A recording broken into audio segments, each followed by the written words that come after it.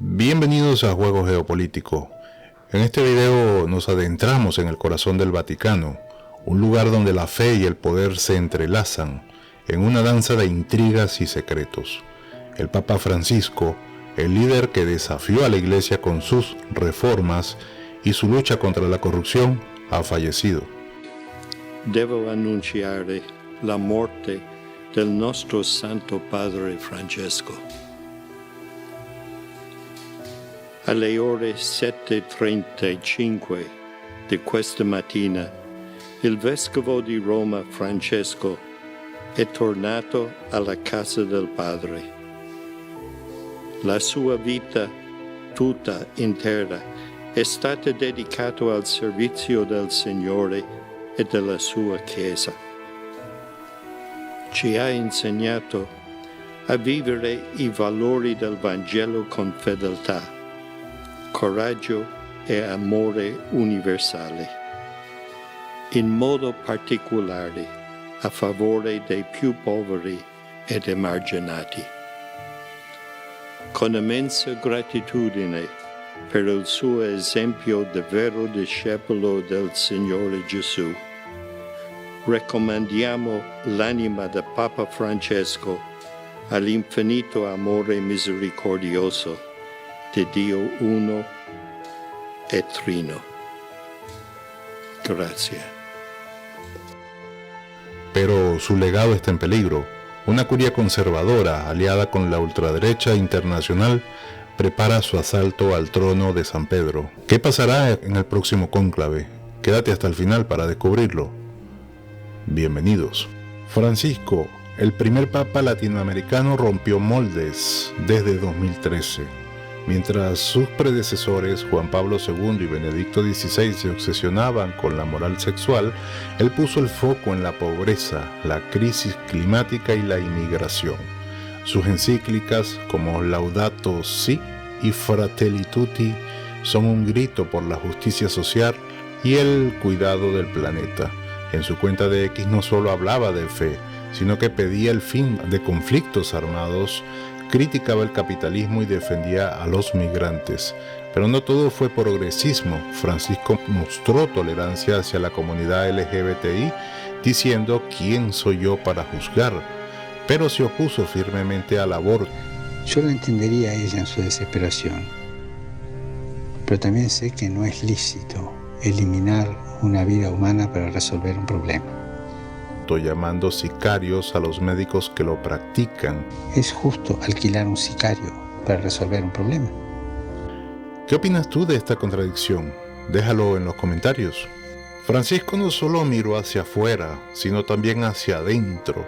La Iglesia enfrentaba escándalos que erosionaban su credibilidad, corrupción en las finanzas vaticanas y miles de casos de abusos sexuales encubiertos por obispos. Él tomó medidas drásticas, destituyó al cardenal Theodore McCarrick, cerró 5.000 cuentas bancarias sospechosas y organizó una cumbre histórica contra la pederastia en 2019. Pero ojo, no todo fue un éxito. Un informe reciente reveló que las víctimas siguen sin justicia plena. En mi opinión, creo que Francisco quiso cambiar la Iglesia, pero la curia, esa burocracia vaticana llena de intrigas, le puso trabas. ¿Crees tú que la Iglesia pueda limpiar su imagen? Comparte tu opinión en los comentarios. Dentro del Vaticano no todos aplaudían a Francisco. Los cardenales conservadores como Robert Sarab y Raymond Bort veían sus reformas como una amenaza. Algunos, aliados con la ultraderecha global como Steve Bannon, lanzaron campañas contra él. ¿Sabías tú que hasta Benedicto XVI, ya retirado, firmó un libro criticando a Francisco? La curia, esa maquinaria de poder que funciona como un gobierno, estaba en guerra. Francisco respondió con destituciones y hasta excomulgó a un arzobispo que lo llamó usurpador. Esto es más intenso que una serie de Netflix. Hablando de series, películas como Cónclave o El joven Papa nos muestran cómo las conspiraciones son el pan de cada día en el Vaticano. ¿Qué te parece esta lucha de poder? Deja tu opinión en los comentarios. Con Francisco fuera de escena, el próximo cónclave decidirá el futuro de la Iglesia. Francisco renovó el colegio cardenalicio, nombrando a más cardenales de América Latina, África y Asia, como el filipino Luis Antonio Tagle, un posible sucesor progresista. Pero un cónclave es impredecible, como un reality show divino. Si gana un conservador, la Iglesia podría abandonar los temas sociales y alinearse con la ultraderecha, apoyando políticas xenófobas y nacionalistas. Si gana un progresista, el legado de Francisco podría sobrevivir. En mi opinión, el mundo necesita una Iglesia que hable de justicia social, no que retroceda al pasado. ¿Tú qué crees? ¿Progresismo o tradición? El resultado del cónclave no solo afectará a los 1.000 millones de católicos, sino al mundo entero. Un planeta donde la ultraderecha gana terreno, una iglesia conservadora podría impulsar fenómenos como el bolsonarismo en América Latina, pero una iglesia progresista podría ser un freno moral contra la xenofobia y el cambio climático. El Vaticano, aunque pequeño, tiene un peso enorme por su autoridad moral.